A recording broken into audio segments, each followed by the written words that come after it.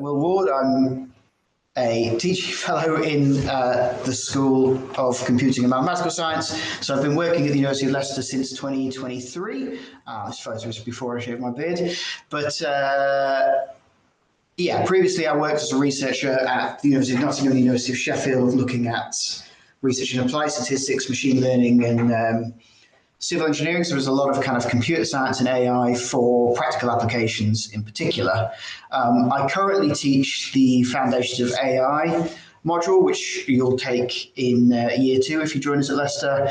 And I teach in the 3rd year, which is Internet Cloud Computing, which is a bit more of the infrastructure for computing, less AI specific, although a lot of AI now with such large computation requirements and data relies on a lot of the tools we cover. And then I'm also a personal tutor, a project supervisor, and I'm currently the head of year 1 for computing. So if you do join us at Leicester, you'll interact with me in your first year as well. So I think what we'll do in this kind of talk to start with is we'll just get an idea of your understanding of artificial intelligence and what you're kind of coming into this talk with and those kind of preconceptions are. And then I'll kind of cover this fundamental foundation search. It might be familiar if anybody's done kind of or is doing computer science A-level, but we'll look at kind of how that builds on and why it becomes relevant to such broad ranges of AI. So I think first we'll have a short poll. So we're going to delve into what artificial intelligence is.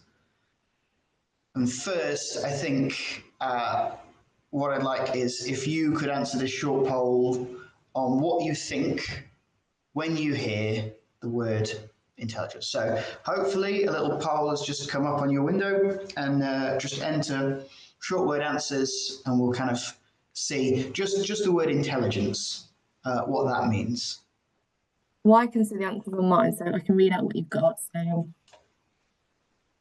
a sort of database that has collected all knowledge on the web and people's knowledge that has uploaded it, an expert view on a certain topic, things that couldn't be done by straightforward algorithms, advanced tasks and capabilities, the ability of obtaining knowledge, the ability to reason and process information and then have a response based on what it knows, knowing, the ability to learn. For me, intelligence means the ability to solve problems efficiently and find active solutions, the ability to make rational decisions, the ability to learn, and knowledge and skills and ability to learn. Okay, so a couple of kind of things that come in there, ability to learn in particular, rational thinking. Some people have kind of thought of this concept of intelligence from purely an algorithmic sense in computing, but more broadly, I think this idea of intelligence is the ability to think rationally or to learn, for example. And so this is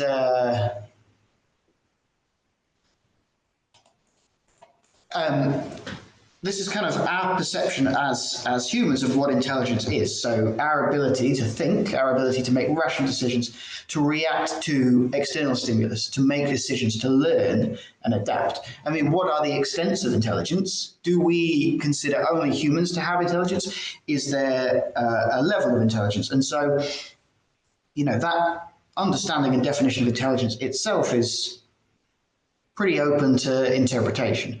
Next poll is when you think of artificial, what do you think of? Okay, so artificial, not from a physical person. Something that not from a physical person. Yeah. Something that tries to look, act, or seem like something else, trying to imitate something else. Not pure, perhaps chemically created. Something non-organic or man-made. Something that isn't natural. Fake, simulated, and imitation. Not natural, man-made, made by humans, created by humans, not something which is naturally able to do something. Okay, so yeah, so that's, I think, a little bit more concrete definition. I think there's general agreement there that artificial is something that's man-made, something that is there to replicate something else, but is not naturally occurring. So now you can kind of start to piece together that view on intelligence and artificial, and now think, what do you think when you hear the word artificial intelligence? So for this one, we've got gathered up intelligence from many different people, a machine that can learn and make its own decisions, a way for computers to act like humans, learn, show intelligence, etc., a computer imitating human intelligence, a unique way of solving problems that is simulated and does not happen naturally, a computer system simulating the thought and learning process of a human brain, a man-made object like a computer able to adapt its knowledge and learn by itself, the ability of computer systems performing human tasks and behaving in a way that humans do. When a computer or a machine tries to simulate or mimic a human's ability to make and act on rational decisions, an ability for something which is not naturally occurring and has been created to learn, and a field of science that involves building machines and computers. Okay, so I think one of the kind of trends there is that you've got computers that are there to mimic human behavior. Something that also kind of came in is that learning ability. So that perception of artificial intelligence is you've gone from your ability to learn in your concept of intelligence, make it man-made, and now you have this kind of field of computing for mimicking human behavior and mimicking that ability to learn. Now, actually, that's actually one small subset of what artificial intelligence is. So that ability to learn is just a subset. When somebody, one of the responses to the intelligence was in the ability to think rationally, and that I think is more closer to having a high level view of what artificial intelligence is man-made systems to act rationally. But let's look more concretely at some examples. So when I think of AI, I think of these systems, you've got these smart thermostats, things like Google Translate, route planning. In games, you've got systems that respond to human intervention. In things like Netflix and Spotify, you've got recommender systems. And then you've got, your ChatGPT. Now, are all of these examples of mimicking humans? So yes, you could argue that things like ChatGPT mimic human response. Yes, you could argue that AI systems in games are there to act as an alternative player. Recommender systems, is that mimicking human behavior? Route planning, smart thermostats. Are you becoming kind of less focused on human intelligence and more just acting intelligently? And then looking beyond those kind of consumer things, we've also got, in industry, we've got self-driving cars, you've got targeted medicine and intervention, tools that support human action by making decisions or offloading decisions. So returning to that kind of question of what is artificial intelligence, think about these definitions as to whether you agree with them. So if a machine behaves as intelligently as a human being, then it is intelligent as a human being. Is that true? Every aspect of learning or any other feature of intelligence can in principle be so precisely described that a machine can be made to simulate it. So is it possible for a machine to mimic any aspect of learning or intelligence? Do we have a physical symbol system, so a computer, that has the necessary and sufficient means of general intelligent action? What are the limits of our intelligence and our understanding of intelligence, and do computers exist between them? The appropriately programmed computer with the right inputs and outputs would thereby have a mind in exactly the same sense human beings have minds. So are we able to program computers such that if we gave it the right inputs and the outputs, it would be able to understand and have a mind exactly the same as a human being has a mind? Is our understanding of human minds enough to mimic that in computing? Reason is nothing but reckoning, that is, adding and subtracting of the consequences of general names agreed upon for the marking and signifying of our thoughts. How we interpret the world as humans, is that something that we can translate to computers? Now, all of these are quotes that have been used to describe what artificial intelligence are. But there is no one definition. There is no one statement that encapsulates artificial intelligence. You will see, particularly more recently, a lot of hype about what artificial intelligence is. But the definition and the scope of AI is still open to interpretation. Now, one definition that is pretty widely used is this this description that came from a paper in 2004. The paper kind of conveniently titled "What is Artificial Intelligence?" by John McCarthy, who's a Stanford professor. So artificial intelligence is the science and engineering of making intelligence machines. It is related to the similar task of using computers to understand human intelligence, but AI does not have to confine itself to methods that are biologically observable. And this, I think, is an important distinction, and particularly in the field of computer science, where we're looking at AI, is do we need systems to mimic human intelligence? Or do we need systems to solve problems in a rational way, regardless of whether a human would do it in the same way? So you might see systems like ChatGPT and Google Gemini as chatbots that react to your human things. They mimic that conversational tone where they can answer questions for you. But are they demonstrating human intelligence?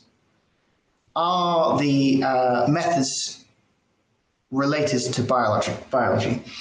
I think it's open, and something when we're looking and teaching particularly AI, and when we're looking at these foundational things, is abstract ourselves away from, are we replacing human minds, or are we just creating computers that can respond rationally to what they're perceiving and the actions that they can take? And then we have this categorization of the difference between kind of automation and autonomy. We might have systems with full oversight. You might have a script that is just automated.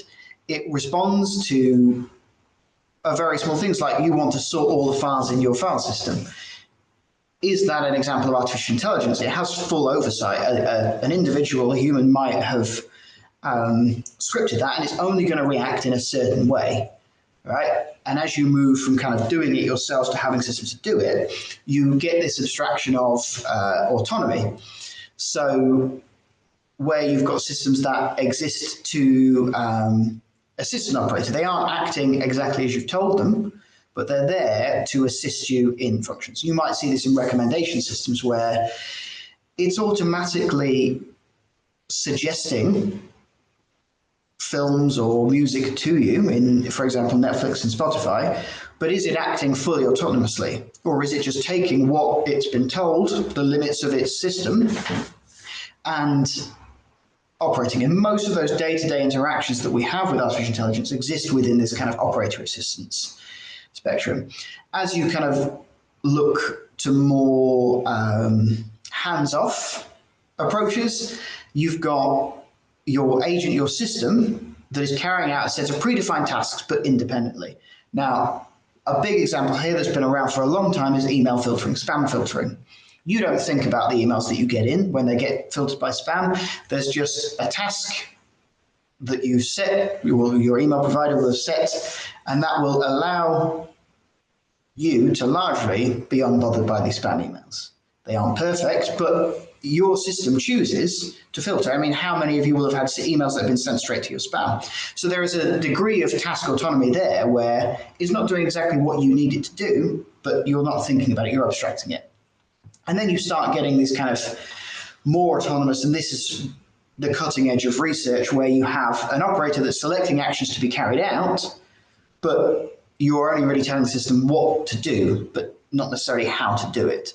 And as you move to these autonomous systems, things like self-driving cars, you end up having additional considerations. How much control does an individual have? Where is the responsibility that lies? And then you've got this high autonomy, independent decision-making within human-defined goals. You specify the intended outcome, but not what to do to achieve it. Now, there aren't really systems in place that can do this, but as an abstract concept, that's something that research is trying to identify. Looking at artificial general intelligence, you've got this kind of high-level things. And then beyond that, sorry, I'm trying to scroll on my notes, you might have indeterminate goals. How do you know what you're trying to solve? What extent of artificial intelligence do you need to achieve those? But the key thing from this slide that I want to get you to understand is that AI can exist in any of these categories. And a lot of those day-to-day ones and the things that you see working can exist in these systems with full oversight operating system, where they might seem lower scope, but they still have some sort of rational decision making in. And that encapsulates what artificial intelligence is. Okay, so that's kind of the overview of artificial intelligence in a nutshell, right? And the thing that we look at from an academic perspective, and when you're learning, it's not just ChatGPT, it's not just self-driving cars, it's anything that can make rational decisions. The key thing here is then, what does search have to do with this? So the main aspect of this talk. So one more poll now is, what are some examples of search problems that you have? For this one, we had a problem that occurs because AI gives search results of an unrelated subject to your search. Problems relating to finding a specific item in a list of possible items, such as Google search, page ranking, or searching for a file on a computer. Searching for specific values in a large set of data. Not receiving the results we want. Finding the best search to find a solution to a given problem. Finding the most efficient algorithm to find and search for information based on an input. How an algorithm iterates through a data set, specific item, or conclude it's not in the data set, looking for answers.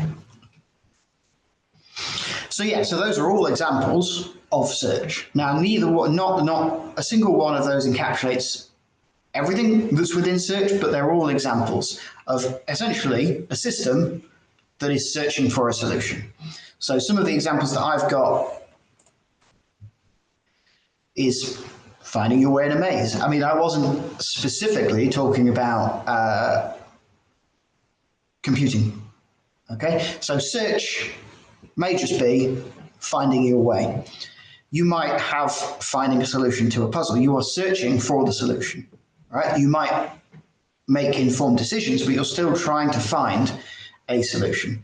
And then more generally, timetabling is an example of searching for a solution, right? If you have lots of trains and limited resources, finding out the best combination is searching for a solution. Okay, so in the abstract concept, all of these are examples of search.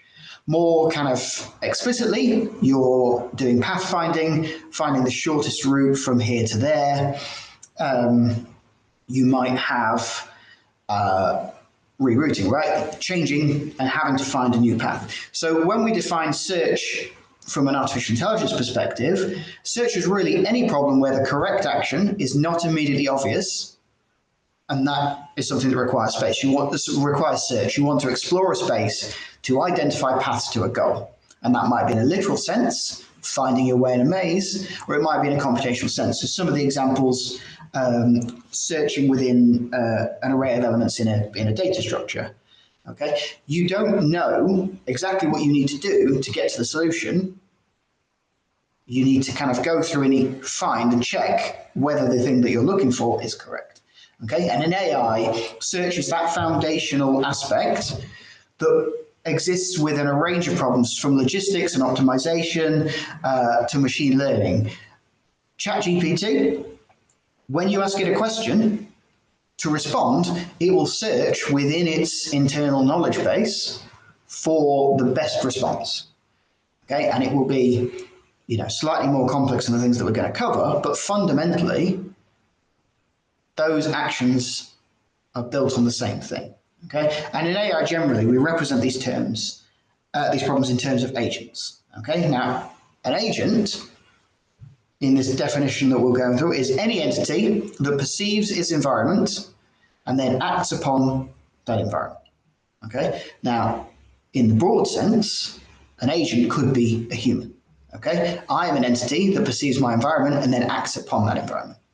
But we're obviously going to focus on software engineers with computer science, and so that's where that artificial comes from. So more specifically, we're looking at rational agencies. You're perceiving the environment and acting upon the environment in a rational way. And that's what makes it artificial intelligence. Okay.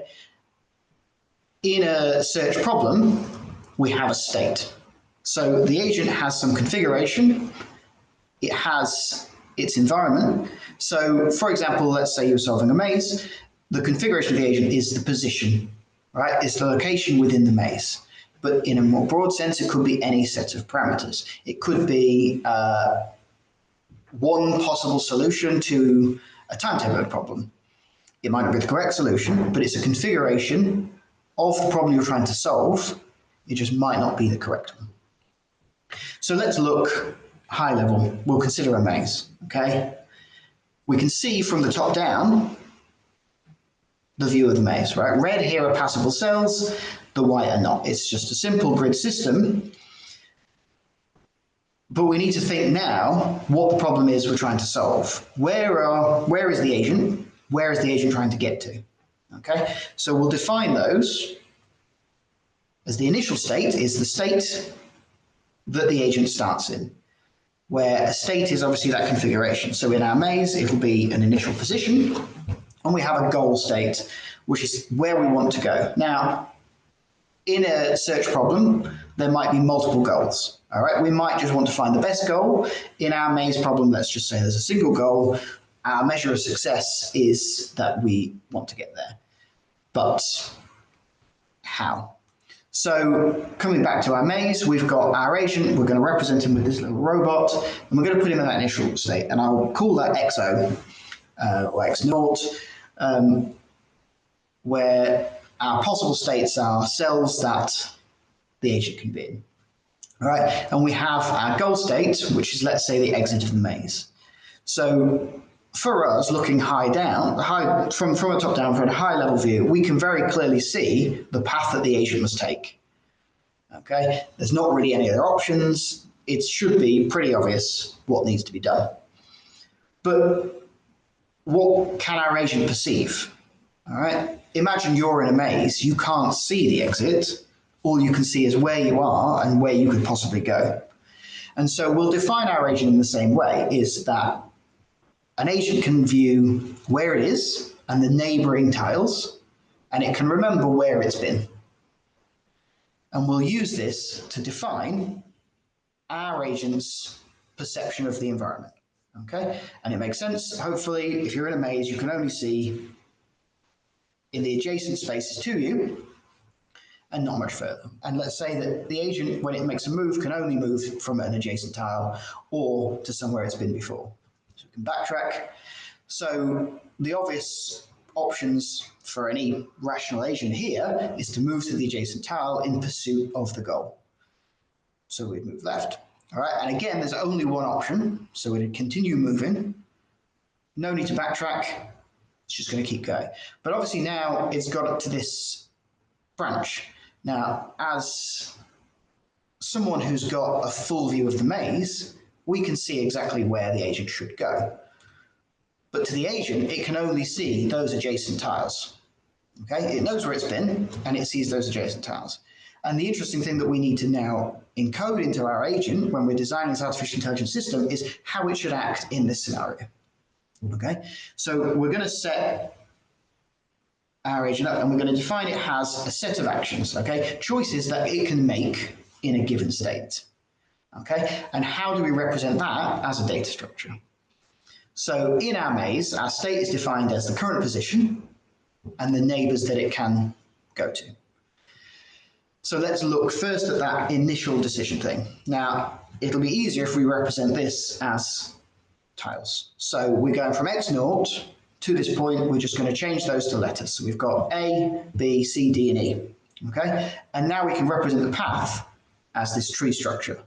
So the only possible routes now from X0 is to A, to B, to C. Now I've got those directed arrows because we're not going to let backtracking happen. And then at C, we've got this branch where we can now go to D or E. For simplicity, we're just going to focus on this decision because the only place you can go from X0 really is to C. So we're just going to condense that. And now we've got our initial decision where we've got X0 and we can go to A, and then from A, we can choose either B or C. Now at this point, this is all our agent has perceived. How does it choose between B and C? All right. We might want to encode additional information. We might say, okay, we've traveled 3 tiles and going from B and going to C is 1. This is one way to represent it. In our case, it's not going to make much difference, so we won't focus too much on that. But this is a way to represent these search problems. We've gone from having a spatial maze to this tree structure where we can only traverse in certain ways, and we can tell our agent how it needs to traverse this data structure. Okay, now let's expand the whole maze. So I'm going to call these decision points letters. So we've got A, B, and C from previously. We'll have D, which is the dead end. The next decision point is E, and we've got F, another dead end, and G as the other option, which will take us to the goal. Turning that into our tree structure, we've got here all the possible paths. So again, looking at that high level, we can see that the best path is A, C, E, G, and then we're at the goal. But our agent needs to be able to, you need to program this as, computer scientists, as software engineers, as artificial intelligence designers, you need to explain to your agent that when it sees a decision, what it should do, okay? Mm-hmm. Here we have our kind of final definition. So the frontier is the collection of states that need to be searched. And this is how we encode our information to our agent. At any given point, it will have a set of possible states that it could search. Okay, and how we define that and how we choose when to get data from it encapsulates different search strategies. And you could, this is search in its simplest form. But even in the high level views, when you're looking at optimization problems, when you're looking at learning, the definition of this frontier and how you've designed it with considerations for computational complexity, for storage, for optimality, if you want to be sure that you're going to find a space, informs what you're going to do. So let's just look at this problem where we'll choose one form frontier. So we'll put our agent, and our frontier could be formed of any of these nodes, right? And we'll add those nodes to the frontier as the agent sees them. So we'll start our agent in the initial condition. The only place it can go is A, so we add A to the frontier. Okay. Now, in our frontier, which is our set of possible states we can go to, we need to take an element. There's only one current element, so naturally, our agent is going to go to A. Now, we remove A from our frontier because we've been there, but now we've got 2 possible routes to go to. We've got B and we've got C. Now, how we choose which of these 2 to go to, and let's say we had multiple, is again a specific consideration in the design of an agent and a rational agent. How is it making a decision? So let's just say we're going to take the first element of our frontier. Okay, so we're going to take B. So we're going to move to B, we can get rid of B, and now we've got C, which we've seen previously, and we can add D. By that same strategy, the next cell to go to is C. So we go back to C, and now we've got D and E as options. Now the next cell is D, so we go to D, we remove that. There are no children of D, there's nowhere to go from D. D is a dead end, so we add nothing to the frontier. Now the only option is E.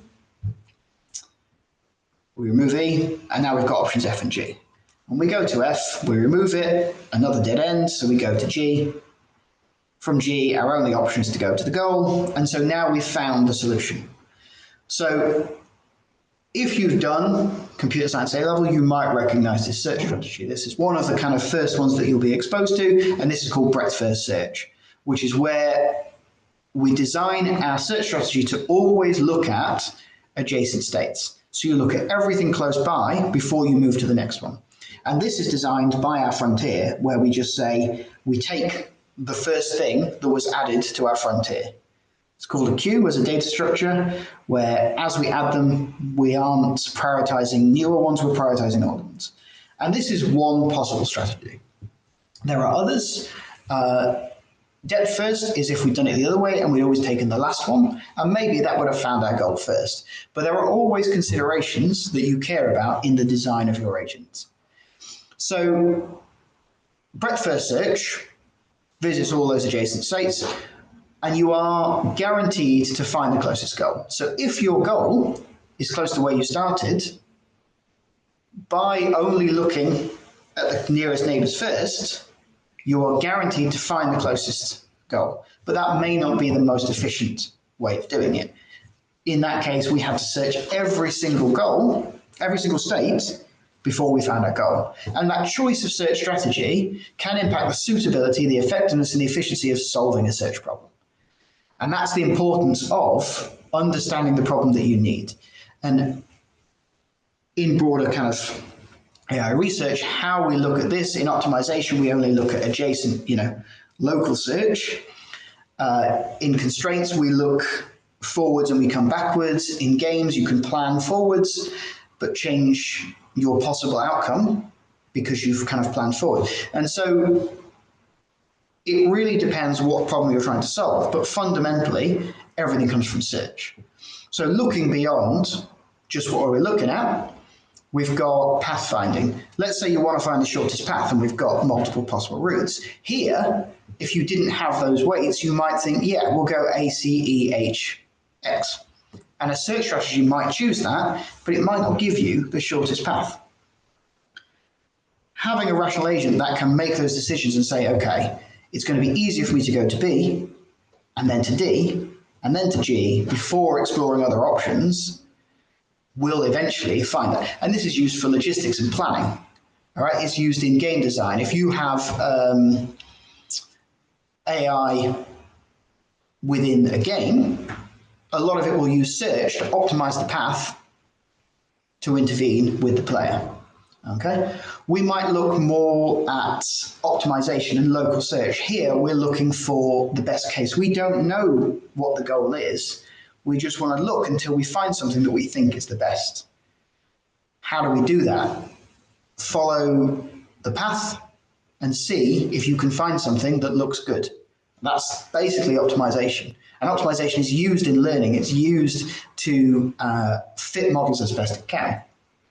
We have constraint satisfaction. Timetabling is an example. Here we might have 4 students who are taking different courses, but we're limited that they can't be conflicting. All right, so you might have limited resources. This is an example of searching for a solution in timetabling and scheduling. It was mentioned a lot earlier on, we've got learning, machine learning, and finding problems and fitting models to data to be able to predict using computer vision, self-driving cars, robotics. It's all about search and finding either the best model or the best outcome within a set of possible solutions. Reinforcement learning is an example of an agent taking an action, perceiving its environment and updating its own behavior. But that's still search, it's still finding a solution when it didn't know what it should do. And then natural language processing, and this is, those basic things in ChatGPT, is representing words and searching for sequences where you've got translation. What is the best translation of a word? It's still searching within these model representations. Speech recognition. Large language models are an example of these systems where it will condense all the information into numeric representation. When you give it a prompt, it will search within its representation for the meaning and the best response to that. It isn't acting with human intelligence, or is it? It's fundamentally looking within its own search space to find a solution to the query that you have posted. So this is kind of a snapshot of what we're kind of introducing in AI, and these are the things. This is a kind of a very condensed, very condensed version of what we cover in the Foundations of AI. If you were kind of coming to Leicester, we've got this BSc. So new for next year, we've got the Computer Science with Artificial Intelligence BSc, And this will allow you to specialize in artificial intelligence alongside the computer science education. Taking the kind of computer science with artificial intelligence gives you more opportunities to study that. So you'll do the foundations of AI module that I teach, but there are opportunities to look at data science, big data, predictive analytics, and particularly AI for space, which is a very Leicester thing. There are options for industrial placements, which you can do between year 2 and 3, and all of those details hopefully have been signposted to you. And just Leicester Moor as a whole is a great place to study. So the programs in computing and mathematical sciences, which is the school that I'm based in and that you'd be doing computer science at, a lot of the staff here are experts in computing systems and AI systems in particular. And so if AI is something you're interested in, having those researchers who are working at the forefront of it are looking at. And particularly Leicester has such close links with the National Space Centre, which is based in, well, Leicester, and the Space Park, which is part of the university where the National Centre for Earth Observation is. So if you're interested in the practical applications that AI can have in the real world, Leicester is a great place to be able to do that. And then more broadly, Leicester has a big focus on employability and skills that are embedded into the curriculum. And so as a module, as a program, that's always at the forefront of what we're teaching you and why. So just as we kind of end this talk, I'm going to leave you with a poem. The Homework Machine. Oh, the homework machine. Most perfect contraption that's ever been seen. Just put in your homework, then drop in a dime, snap on the switch, and in 10 seconds time, your homework comes out quick and clean as can be. Here it is, 9 plus 4, and the answer is 3. 3, oh me, I guess it's not as perfect as I thought it would be. Now this is actually a poem from 1981, but it is perfectly representative of these large language systems, and something that is important to understand and that you get if you study AI from a kind of foundational perspective is that there are always limitations to these systems. It isn't replicating human behavior, or is it? Because that can also make mistakes. But you, by studying AI and computer science, will understand not just the marketing gimmicks for these large language models, but how it's working and what those limitations are. And so studying AI at this point, as these tools become more prevalent in the real world and the importance of understanding them becomes greater, being there to study AI and understanding actually how it's actually working is going to put you in a better position going forwards. So that's everything from me, but we have some time for questions. If anybody has any, just, I guess you can unmute yourself, or if you put them in the chat, that's fine. Yeah, thank you so much, Will. So as Will said, if anyone has any questions, please do use this opportunity while we've got Will here. So you can use the chat if you'd rather just type in there, or you're more than welcome to unmute yourself. While we kind of wait to see if any questions come through, I've got a question for you. So what is it that you find so exciting about AI, and what got you into being interested in AI in the first place? That's a good question. So I think I fell into AI before this kind of big kind of AI spring came about. So AI, from having done my kind of computer science degree, has always been one of those things that was taught, but it was never such a big thing until kind of 2014, 2015, where it really started to pick up, which is about when I started my PhD. And I think I found myself in a good position where I have a maths background as well. Is there were so many opportunities as computing and computer science kind of came up to speed with these ideas for how we create models, and particularly machine learning, to then solve problems in the real world. So my experience has always been finding these kind of tools and particularly the more uncertainty-driven ones, which is my background, to solve these real-world problems where you can apply computing and you can apply artificial intelligence research to these real-world problems. And just the pace at which these kind of tools and understanding of these systems has done means that there's always stuff to learn. Like, sure, I'm an expert in the foundations of AI and one niche of, probabilistic machine learning, but every kind of 6 months it seems like there's some new big thing to learn, and it's exciting to kind of stay up to date and see where things are going. Thank you. I'm going to just pause. Oh, we've got a couple coming in now, so let's see. Okay, so this is quite an admissions focused question. So let's have a look, and we can always pass on to somebody who can help. So would you recommend studying computer science with a year out in industry or with a master's year, and which one is more beneficial in your opinion? Would I recommend studying computer science with a year out or with a master's year? Yes. I think to both of those things, the opportunities that you get when you're studying at a university are almost unique in your life. Is you get given the support to do it. So definitely doing a year in industry is going to give you insight and an understanding of what and how you apply your degree to the world of work, and it's going to give you an idea of what you want to do and what it's going to be like. University is not just about teaching you the technical things, it's about preparing you and giving you those soft skills. Anybody can follow a tutorial on how to do machine learning, but understanding how to do, develop yourself and lead your own learning and manage your own projects is important. And I think doing an industrial placement is another opportunity to round out your experience. Doing a master's year is also a good idea if you are wanting to increase your skills.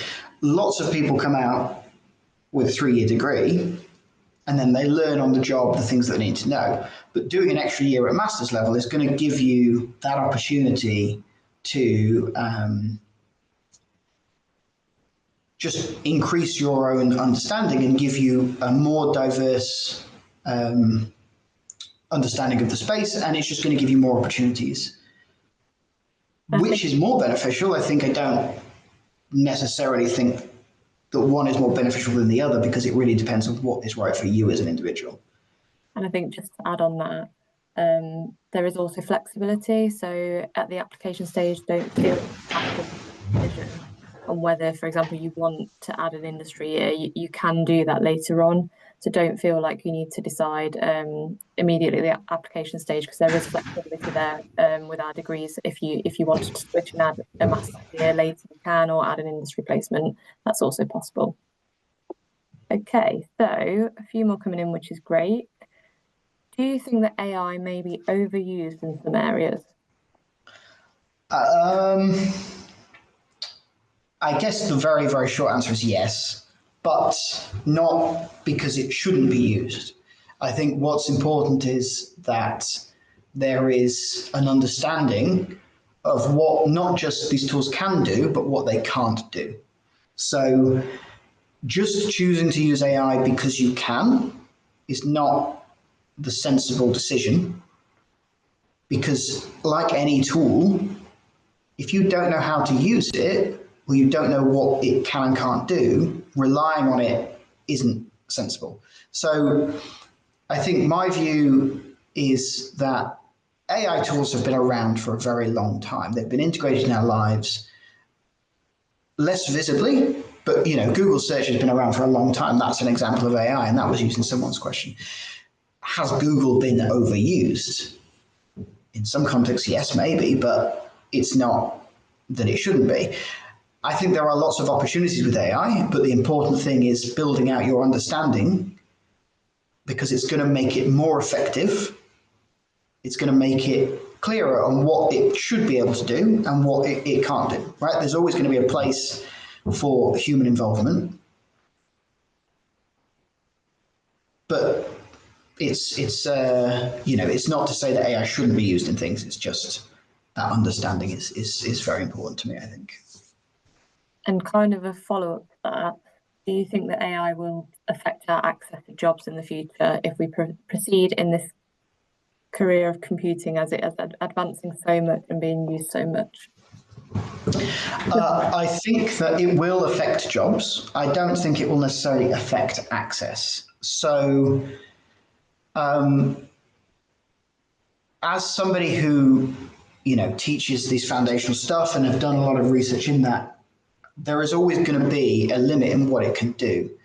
And so we are trying to adapt, as educators as well, to understand what opportunities it can. But my kind of perspective is these generative AI tools, they're good for some things. They're good for clarifying your knowledge, but so is being able to Google a problem. And it's a soft skill.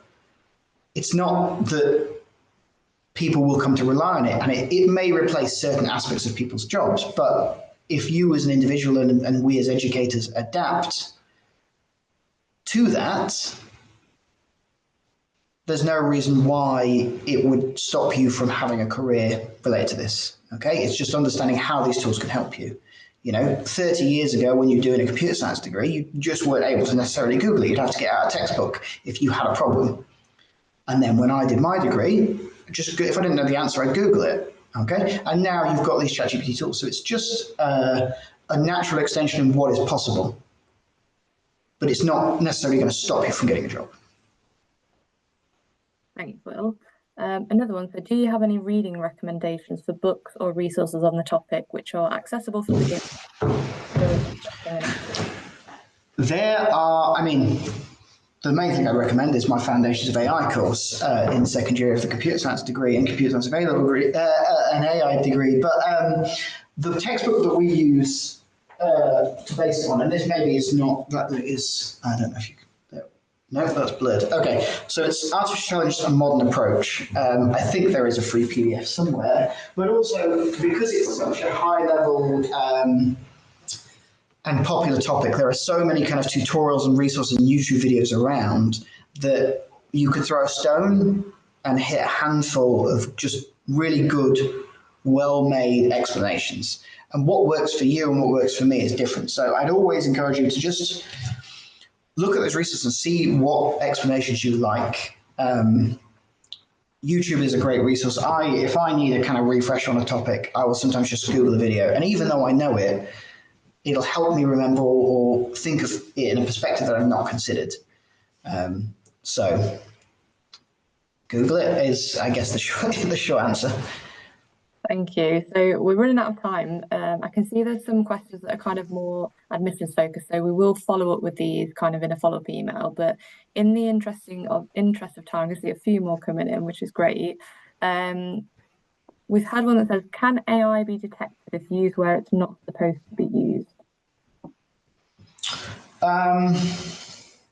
It depends how good you are at using it, I think is the, yes, but not infallibly. But that's the same as any other form of academic misconduct.